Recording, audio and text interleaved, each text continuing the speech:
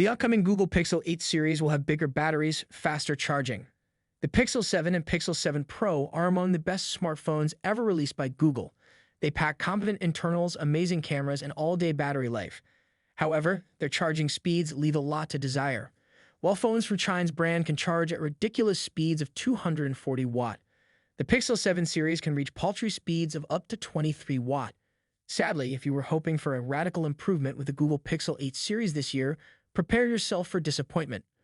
Based on information from an internal source at Google, leaker Camilo Wojciechowska in a report for Android Authority claims the new Pixel phones will see a small 4-watt boost in their wired battery top-up speeds.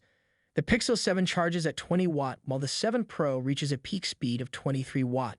So the Pixel 8 and 8 Pro will allegedly support charging at 24 watt and 27 watt, respectively. This modest bump is unlikely to have any tangible, real-world benefits. If you were unhappy with the slow charging times of your current Pixel phone, the upcoming 2023 flagship Pixels won't impress you either.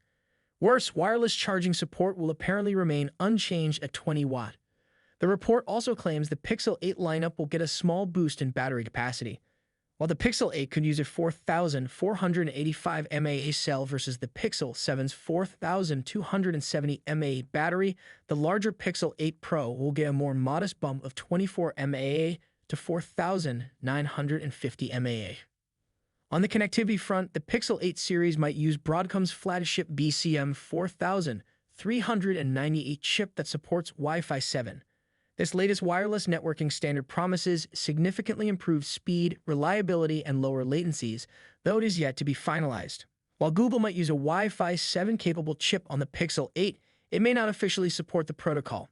Samsung already does something similar with the Galaxy S23 Ultra, which supports Wi-Fi 6E despite the chip inside being Wi-Fi 7 compatible.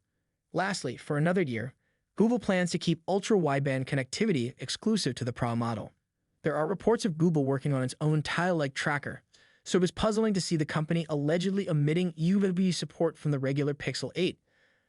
Ultra-wideband helps locate item trackers easily and enables new use cases, like seamless transfer of music playback from your phone to your Pixel tablet.